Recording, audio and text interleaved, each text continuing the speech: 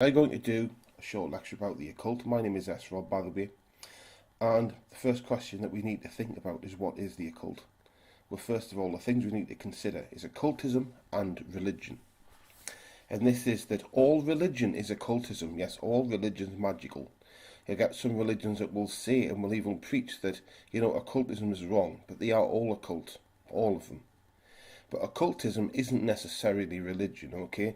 When you're thinking about religion, think about worshipping deities, altars, prayers, things like this, okay? Because the occult can be about worshipping, but it can also be about commanding. Magic spells, also prayers and summonings. But the difference is, religions are about worshipping, okay? That's what religions are about at the heart. Worshipping an entity or entities. Because you can't have one god or goddess or many, okay? You don't just have to have one god in a religion. It don't even have to be many people. However, occultism can have no gods. In fact, when you remove a religion from occultism, you have things that we sometimes call gods, but in actual fact what they are servitors. That means that something, say like Catobod with a battle crow goddess, as we would normally refer to her, is actually used as a servitor. We're not worshipping Catobodra. When I use Catobodra, we're not worshipping Catobodra. We're using her as a servitor, okay? And the servitor, like I said, think of it like a little magical butler. That's what it is. It's something that does something to help you, okay? But don't think of them as non-intelligent. What we're talking about is entities with some degree of intelligence, their own personality, sometimes domains of power, things they can do, sometimes things that they're not as good at. That's what we're really talking about. But symbolism is used in both religions and occultism. So, see, in religion, the crucifix could be thought of as being a talisman. But in the occultism, we don't just use magic spells and talismans, we also use psychic power, such as like astral projection, prediction of the past, future, even the present, how people feel, communicating with the dead, other beings, entities, things like that. Now, religion sometimes has things that you cannot pray for, things that you cannot get, You can't pray to get something which breaks a commandment. Well, you can, but it won't happen because it can't happen because it's outside of the rules. So you can't pray to, if you have a commandment that says, thou shalt not kill, you can't pray for someone to die because it's outside of the rules. It won't happen, okay? It's outside of the rules of the game. However, occultism, an occultist can work magic for anything. And if we need to work magic with different servitors, we can do that. Or work magic without servitors. This is important because occultism should be compatible with every other type of occultism and religious belief or lack thereof. Whereas religions are rarely compatible. You don't see many people with more than one religion, They just don't go together. They don't generally gel. Whereas occultists, we can be compatible with anything, and that also means people who don't believe in God. It's fine not to believe in God or goddesses because we're actually using these entities and commanding them. It's also fine, you'll find it to believe that they are simply ideas to empower your magic. Although what generally happens is when you have more experience of these entities, you'll probably believe that they do exist, but it's fine anyway, okay?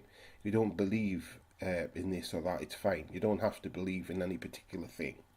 You don't even have to believe in the power of magic. You just have to intend it to work. That's all you need.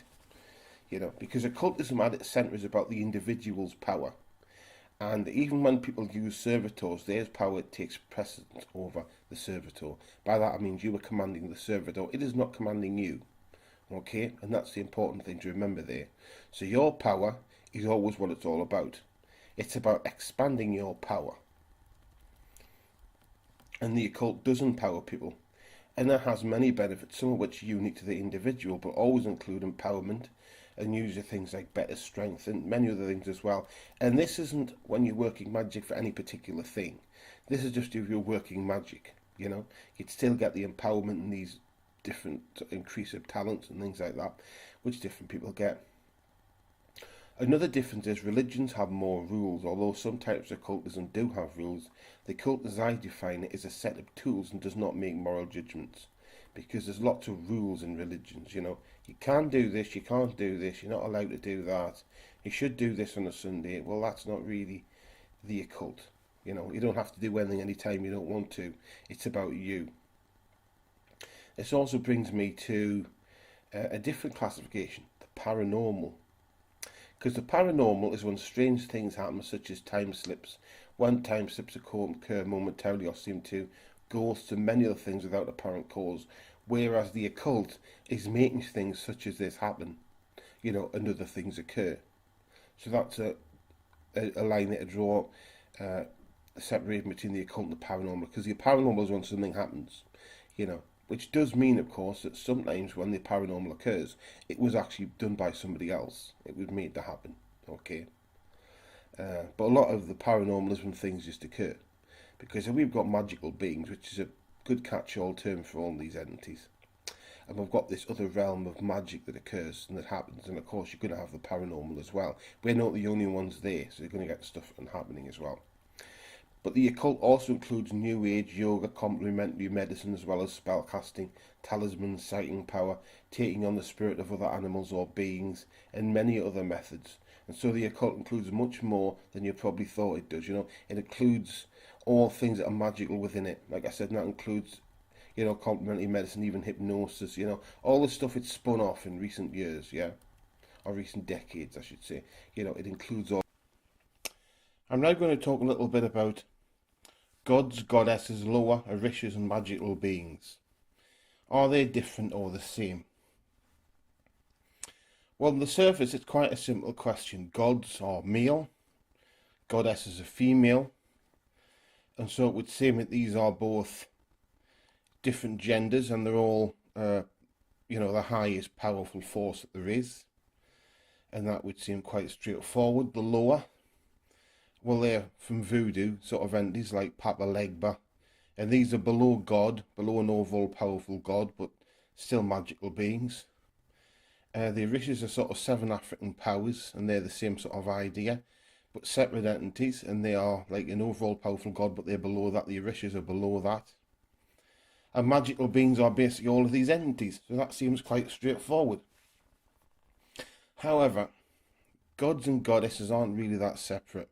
Sometimes these entities are better called deities because they have more than one gender. By that I mean they may manifest in some ways as male, in some ways as female, okay? Obviously, lower in the orishas, you can see how they have similarities. You know, they're both types of entities below a powerful god. That's how they say it. So in the 7 African powers religion, you've got like a Legba, who is an entity which opens and closes doorways and gateways to other places and can remove obstacles. And is linked with the colours red and black. And if you see him, he normally appears as a human-shaped entity, but with red and black skin, although he can appear in other ways as well. If you look at the orishas from voodoo, you've got Papa Legba. Clearly, Papa Legba and the Legba are linked in some way, but they are separate entities. The reason they're separate is because people have worshipped them as separate for such a long time. So it got as like an alteration, almost a creation of a different entity, okay? So from voodoo, you may have, for instance, Baron Samedi, and he's really the equivalent of death. He brings people to the afterlife and things like this. Where in, say, the 7 African powers, I think with another entity, we've got Chango, and he's a symbol and power of power itself, thunder, fire, male virility, you know, help you overcome obstacles, things like that. So you've got these entities there. And I suppose we were picking a goddess. We could pick from the Celtic belief system, we could pick Katu Bordeaux, the battle crow. You know, the enemy drops dead as she flies overhead. As a god, you could pick the Sumerian god Enki. And he's linked with magic and sorcery, but also with replenishment, okay? The symbol of replenishment, he can bring back what you've lost. He's also a symbol of a lot of financial areas in some way. You know, when you find things that have like a stick with 2 snakes around it, it means replenishment. It's a symbol of Enki. It means that, you know, you spend your money on something, the money comes back and you've still got what you spent it on. That's what they use it as, yeah? So you can think of them as different. However, in practice, religions at the very centre are about classification. By that I mean, if you take a good example, would be any mainstream religion. Take any mainstream religion whatsoever and remove the classification. So we'll take most of your mainstream religions are monotheistic. Straight away you've got a God. Okay, remove the classification system, you've just got an entity. Okay, which means all the things that he created, this and all that goes straight away because that's part of the classification system. As you work your way through, you've got your angels. Well, the angels are just beings, aren't you? They're just another being, so they're not like below God or above any God. They're just a set of beings as well. So what you've just got then is sets of different beings, and the whole thing sort of collapses. But we as occultists do something quite different, because in reality, I command gods and goddesses. So although it's easy to call them gods and goddesses because people then know which ones you're talking about, in practice we're using them as servitors, magical servants. But we're doing the same with Loas and Orishas, and also entities you could call magical beings, which should in a way be all of them. And this means that not just could we command them, but we also use them, interchangeably. By that I mean it's quite okay to combine magic from gods and goddesses, Loas and Orishas all at the same time. There's nothing wrong with that at all, okay? Because basically we're getting rid of a lot of the classification systems. And what we do is we command these entities. And we can command these entities because of the human power that we have, okay? We're not talking power which flows from God or whatever, but the human power that we have and the flaws that these entities are created with allows us to command them. That's what you're really talking about, is the ability to command, which simplifies it completely. Because at that point, what you're really talking about is there's magical beings and then there's us, and that's it, okay? So are they different and the same? You can think of them as different, but in terms of occultism, they're all exactly the same. I am now going to talk about the differences between worshipping and commanding. When you worship an entity, and we're talking about magical beings, gods, goddesses, things that could also be used as servitors, what we're really doing is we're putting this entity on a pedestal. What we're doing is we are then hoping that the entity will help us, okay? So what we're doing is we're hoping that this entity will choose to help us. So we're giving some of our power to this entity. It's not simply about worshipping it, it is powerful. We change the relationship to that which you would normally have. So now the entity has more power than we do. We work for it, okay? When we command an entity, it's quite different. We gain in power. Okay, it's not just that the entity can help us, but we gain in power and the entity works for us. Okay, so we then move up and it moves down, for want of a better phrase. You may wonder what the importance is of the distinction. Well, the distinction is that when someone worships something, it's really more like a religion. Okay, when we're commanding something, although religion is occultism, what we're doing when we command is we're doing something which is just occultism, okay? There's not really religion there. What we're doing instead is we are making this entity do what we want it to do. We're turning it into a servitor or magical servant, okay? It then serves us. Now, you may wonder why we can do this. Well, the reason is it's the use of the correct technique, but also our own human willpower, okay? We have the ability built into us to do these things, and it's really us as humans working to our strengths, okay? But there's also another important reason for us to command rather than worship, and that is that some of these entities, not all of these entities, but some of these entities were probably created by us, okay? By our thought, by what we want, just as magic can create many things and do different things. But some of these entities may actually have created us, okay? Or being created in the same way. So what we're talking isn't a simple relationship where an entity creates us, we create them. It's different from that. What we're actually talking about is entities being created and uncreated all the time. This means that regardless of the situation, regardless of who creates what, it's not done by one entity or by maths thought. It means that entities can disappear if they cease to be interesting enough. Okay? In actual fact, worshipping an entity takes away our power. It makes us more likely to be uncreated. If we think back to when people used to say there was dog-headed men, there was many sightings of dog-headed men. Marco Polo saw dog-headed men, and all of a sudden, there's no dog-headed men. And people may think, well, how could this happen? Well, the reason this could happen, one reason would be because they cease to be important And that's what we're talking about. Not don't think just about being nice. It's about being important, and that's the thing. If we remain important, then we stay around. If not, we can get erased and rubbed out. Because the basis of magic is that we can't change the fabric of reality. Okay, but we're not the only ones that can do magic. Other entities can do magic as well. Okay, so the only way we can do that is by remaining in the most important position we can. That means that humanity, we have to spread out, not just as people want to do on among space and spread out that way, but also different dimensions. We have to constantly expand. Okay, and basically, worshipping isn't a guarantee that you'll stay around. Okay, because then you give another entity more power, and it's not just about one entity. Don't think about as a simple classification systems like angels, demons, and us. Don't think about that. There's a massive different sorts of magical beings, different dimensions that are in some way related or linked, as ours is, to theirs. And so because of this, what you have is this complex situation, like a complex web, okay, of different entities altering each other, being altered all the time. And so there really is no advantage in being one down, okay. We've done this a lot as humanity. We've done a lot of this worshipping thing. And, it hasn't really worked out the way that you wanted it to. It did what we needed to do, but we need to move on to the next level. We don't need to be worshipping, we need to be commanding. Another thing is, these entities then will change your behaviour. You have to do as they tell you to do, or else it simply won't work. They put all sorts of limitations upon you, which really don't make any sense. The modern world is as much forged by breaking the rules of religion as by forming and by working to them. Okay, a lot of the things and the great breakthroughs have been done, at the time seemed against religious dogma.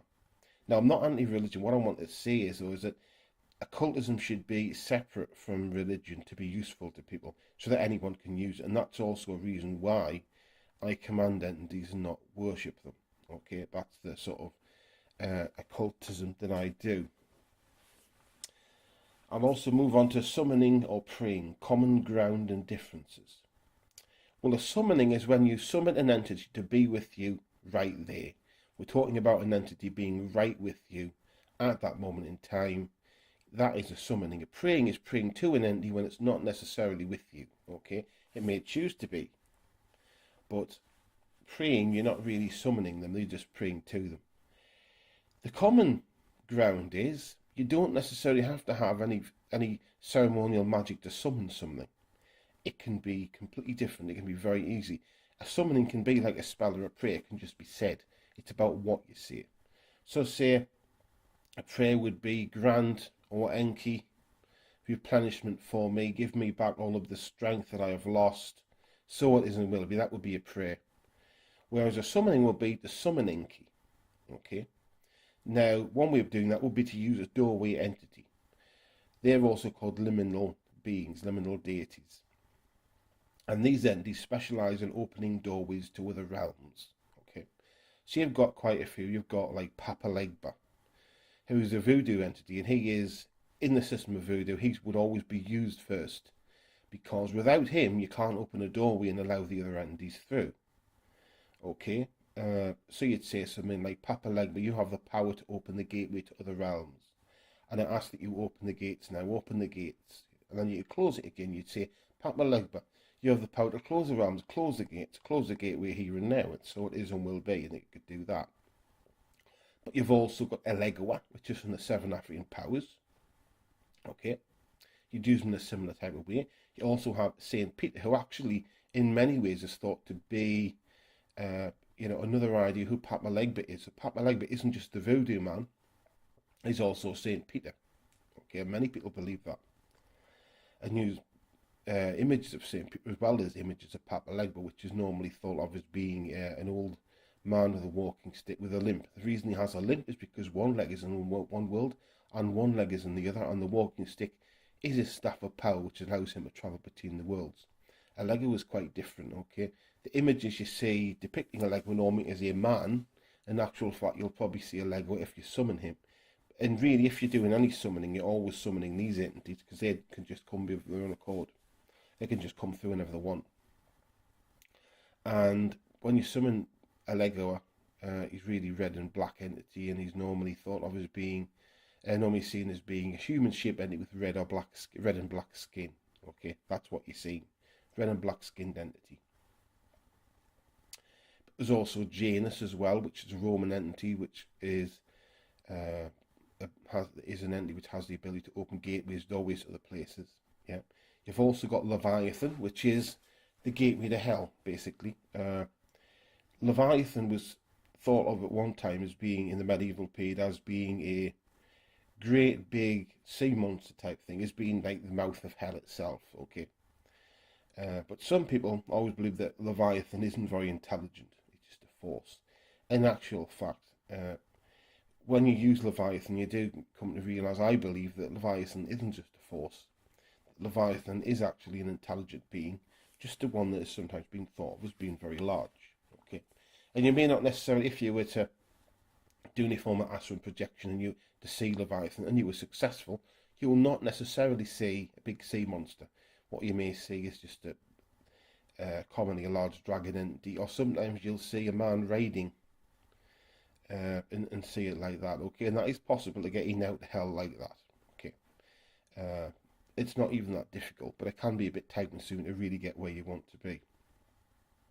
This also brings me on to another topic, something which is very close to my heart: stacking entities in the occult. Traditionally, people always thought you can only use one or two entities at the same time, meaning that you would use one entity and then it would go back, or you would summon, get a doorway entity to bring another entity through and send them back, and you'd only use two. But in actual fact, you're only limited by how many entities you believe you can command. Okay, I have commanded many, many entities at the same time. I know this is something which is shocking to many people, because basically until I did that, people didn't do that. Nobody did it. Until I started doing it, nobody believed that you could command more than one entity or two. Okay, it was like the old thing, never raise more demons or entities than you can smite down. In actual fact, humans have incredible power to control these entities. They're very, very powerful entities, very powerful beings. And so we can command a lot of them. So don't just think one. You can do 2, 3, 4, 5, 7. You can even entities that have lots of them, you can classify them as a battalion. So if there's more than one entity, I sometimes use the 3 battalion method, where I will summon 3 battalions of these entities, which groups them. Although it depends on the entity whether I use that system or not. If you do that, you find that there will be a battalion is between 3 to 500 entities. So at most you're talking about 1,500, and then in reality it's probably a way of getting, a certain amount through, is what you'll get. And so this is what happens there, and you can summon many entities. I'll do this now as a way of opening a portal, okay, and then I'll shut it again. And this will show how you can even stack doorway entities. These liminal beings are very useful to stack, because you can then open a more permanent or more obvious portal. We will shut it again, but it's a way of opening a more firmer one, which means then anything which comes through you're more likely to be able to see. So I'm going to do this now so you get an idea of how you do this. Okay, I'll start by using Papa Legba, because he's always been very dependable. Well, they all have really, but I'll start with Papa Legba. It's an easy one to remember as well to start with, and that's from voodoo, and that's, like I said, that's Papa Legba. Okay, Papa Legba, you have the power to open the gateway to other realms. You have this power, Papa Legba, and I ask that you open the gateway now. Open the gates, Papa Legba, open the gates. Open the gates, help to open the gates, open the gateway. Papa Legba, use your power, open the gates to the other realm. Do this now. Janus, you have the power to open the gateway to other realms, to open portals to other beings, to other worlds, so that other beings can come through. Open the gates, Janus, open the gateway here and now. Open the gateway to the other realm. Legba, you have power to open the gateway. To open the gateway to other realms, to other worlds. I ask that you open the gates here. Legba, open the gates. Open the gates here and now. Open the gates. Saint Peter, you have the ability to open the gates of heaven. I ask that you open the gates here and now. Open the gates of heaven here. St. Peter, open the gates. Leviathan, you are hell's mouth, the mouth of hell, and I ask that you open your mouth, open the gateway to the other realm, to hell. Open the gates, Leviathan, open the gates. All entities, open the gates, the gateway is open. At this point, you will now find the gateways are open. You may find some sort of change in temperature if you perform this with me, or even just listening to it. You may find a change in temperature. It's probably gotten colder, okay? And that is a physical manifestation of the gateway being open. I haven't summoned anything through, okay? We've just opened the gateways up. I'll now show you how to close them again. Now, you don't have to use the entities in reverse order. In fact, you can mix the order up. But it is quite a nice way to do that, though, is to do it in reverse order, you know. So we'd start off with Leviathan. Now, what we've actually done is we opened the gateway generally. Some of these entities open gates to just one place. Most of them open up to many, okay. Like Leviathan and St. Peter really open the gateway to one place. One to heaven, one to hell, okay. Or places that you could see as that, or think of in that way. So what we've done is we've opened up a gateway. We could summon anything through if you wanted to, you know. Not Elvis, I suppose, not possibly. But you can summon anything through you want, okay. Any of these sort of gods, goddesses, lords, orishas, magical beings, anything you can summon through at this point. But we're now going to shut the gateway. This is important. When you open a gateway, you should always shut it again. You don't really necessarily have to do that if it was heaven. If you don't mind, you know, having lots of angels around, then that'll be fine. But in reality, you're normally better shutting the gateways. Okay, so I'll do that now. I'll do it in reverse order. Leviathan, you are the mouth of hell, hell's mouth, and I ask that you shut the gates. Shut the gates to hell, here and now. Shut the gateway, Leviathan. Leviathan, shut the gates. St. Peter, you have the ability to open up the gateway to heaven, and I ask that you shut the gates now. Shut the gateway, shut the gates, here and now. Legba, you have the power to shut the gateways, and I ask that you shut the gates. Legba, use your power to shut the gates here and now, so that travel to and from ceases. Janus, you have power to open and close doorways, and I ask that you shut the doorway, shut the gates to the other realm, shut the gates here and now. Papa Legba, you who have power, you who can shut the gateways to different realms, I ask that you shut the gates here and now. Papa Legba, shut the gates. Shut the gates so that all travel ceases. Shut the gates. The gateway is shut. So it is and will be. Okay, that is the end of that particular ceremony, and that's how to open and close doorways to other places, and also using more than one entity. It does show how you can stack these entities, because what we've used is to open and shut the gates. We've used Papa Legba, Janus, Legba, St. Peter, and Leviathan. We've used 5 different entities to open and shut the gateway. Okay, this means that if you were to call any entity through in the middle of that, you would actually have a very good chance of seeing that entity, and you could command more entities to come through and send them back again. It also illustrates the advantages of commanding. If you were to worship these entities, that means they will have a choice. They may choose not to open or shut the gateway, so they may choose to open and not shut again. Okay, and so this shows you how you have a much stronger, safer position through commanding than through worshipping. I do hope that this has helped to give you a better understanding of the occult, although it is a very big subject and it goes on and on. I hope it's given you some insight. My name's S. Rob, and thank you for listening to my lecture.